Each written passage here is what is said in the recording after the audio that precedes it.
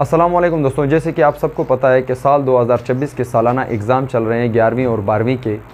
अब इसमें काफ़ी जो है ना इस साल तलबा को काफ़ी मुश्किलात का सामना, एक तरफ से अगर सोचा जाए तो मुश्किलात का सामना है, क्योंकि पहले कभी भी चीटिंग पर इतना जो है ना पाबंदी नहीं हुई जितना कि इस साल हो रही है। एक तरह से कहेंगे कि बच्चों को वाकई में भी एक तरह की मुश्किल लाक है। हर साल काफ़ी सुकून से जो है ना नकल हो जैसे हो पेपर हो जाते थे, लेकिन इस साल काफ़ी ज़्यादा दिक्कतें बच्चों को हो रही हैं नकल करने में, जिसका सबसे अभी एक तरह से अगर सोचा जाए तो इसका असल ज़िम्मेवार है कौन? बच्चों को नकल करने की ज़रूरत क्यों पड़ रही है? चलो ठीक है, अफसरान बाला आए हैं, सख्ती कर रहे हैं, नकल करने नहीं छोड़ रहे हैं, ये उनका हक़ है, लेकिन उनका हक़ सिर्फ़ नकल की रोकथाम नहीं है। अगर इस चीज़ को जड़ से ख़त्म करना है, नकल जैसी ये एक ग़िलाज़त है, मैं कहता हूँ हमारे मुआशरे की तबाही की सबसे बड़ी वजह हमारे एजुकेशन सिस्टम का नाक़िस होना है। हमारी एजुकेशन सिस्टम इस टाइम मैं कहता हूँ, मैं 100 में से इसको 5% भी नहीं कहता कि कोई भी अपना किरदार एजुकेशन के सिस्टम में सही तरह से निभा रहा है। चाहे अफसरान बाला हो, चाहे आम टीचर हो, चाहे क्लार्क हो, चाहे एक स्कूल का पीएन ही क्यों ना हो, चपड़ासी तक अपना रोल प्ले नहीं कर रहा अच्छे से मुआशरे में, वो भी अपना काम अच्छे से नहीं कर रहा है। अब इसकी तरफ अगर सोचा जाए, यही अफसरान काश के ये स्कूल के दिनों में रूटीन करके आएँ और स्कूल के अच्छा सा मुआयना करें, बच्चों से उनके किताबों के बारे में पूछें, तो तब अगर ये आकर इम्तिहान में सख्ती करते हैं तो ये इनका हक़ बनता है, क्योंकि जब टीचर पढ़ाएंगे तभी तो वो बच्चा पढ़ेगा।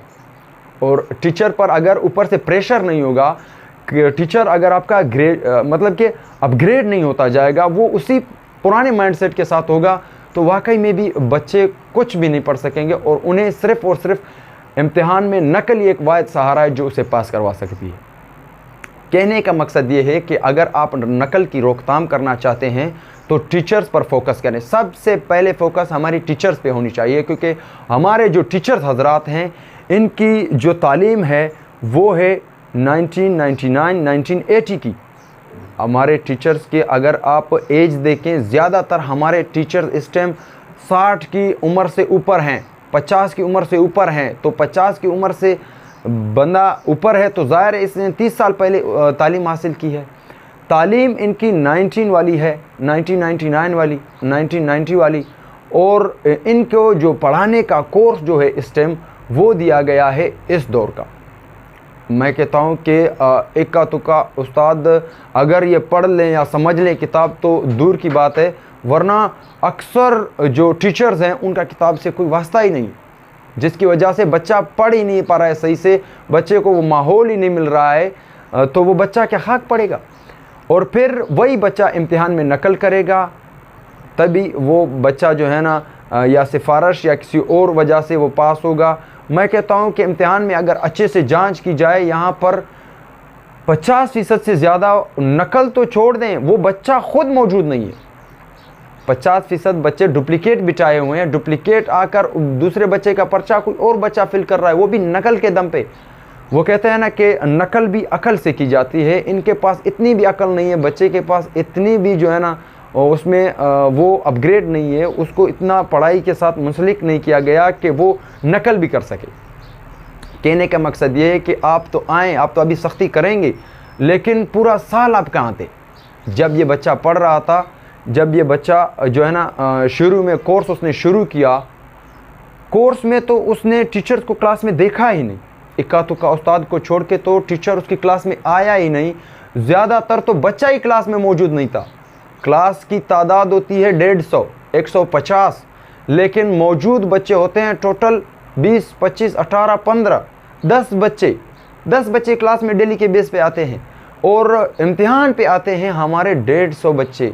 तो ये सिर्फ़ और सिर्फ डिग्री बढ़ाना है, और डिग्री को अगर सिर्फ डिग्री ही बढ़ाना है ना, तो भी ये बच्चे फिर क्या कहते हैं कि गवर्नमेंट जॉब न मिलने की वजह से ये सुसाइड करते हैं, ये फिर अपने डॉक्यूमेंट्स जलाते हैं, ये फिर प्रोटेस्ट करते हैं। और प्रोटेस्ट मैं कहता हूँ कि इनका नहीं बनता, क्योंकि एक बच्चा जिसके पास सिर्फ डिग्री है, तालीम, शऊर, इससे इसका दूर दूर तक कुछ लेना देना है ही नहीं। कहने का मकसद ये है कि अफसरान बाला जब अभी सख्ती कर रहे हैं तो इनको शुरू में आकर पहले निज़ाम को सुधारना चाहिए था। अच्छे टीचर्स को अपग्रेड करना चाहिए था। हमारे टीचर्स अपग्रेड नहीं है और किताबें हमारी अपग्रेड हो चुकी हैं। किताबें, मैं कहता हूँ कि हमारे जो टीचर्स हैं, मैं नाम नहीं लेना चाहता, खुदा की कसम मैं कहता हूँ उन्हें वो किताब पढ़ना ही नहीं आता। वो क्या पढ़ाएगा बेचारा। अब इसमें उसका कसूर नहीं है, उस टीचर का मैं इसमें कोई कसूर नहीं समझता, क्योंकि हमारा जो एजुकेशन सिस्टम है वो ही काफ़ी जो है ना घटिया सिस्टम है, काफ़ी गिरा हुआ सिस्टम है हमारा एजुकेशन का।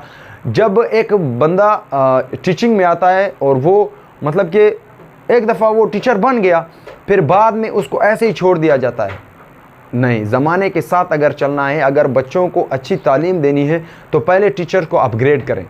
टीचर्स को वो सब कुछ सिखाते जाएं। जब आप एक किताब लाते हैं तो पहले उस टीचर्स को पढ़ाएं, पहले उस टीचर्स को सिखाएं कि भाई ये क्या है क्या नहीं है।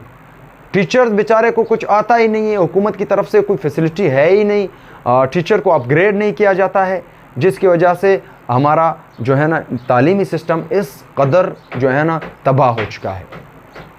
कहने का मकसद ये है, सिर्फ हफ्ते की या एक महीने की जो आप जो है ना इम्तिहानात में आकर सख्ती करते हैं, इससे कुछ भी नहीं होगा, कुछ भी नहीं होगा।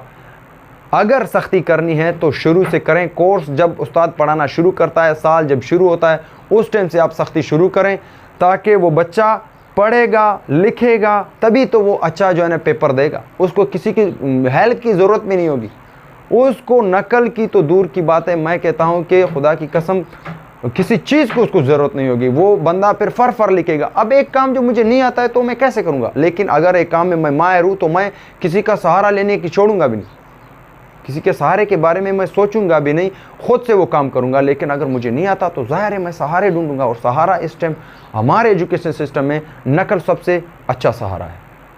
वस्सलाम।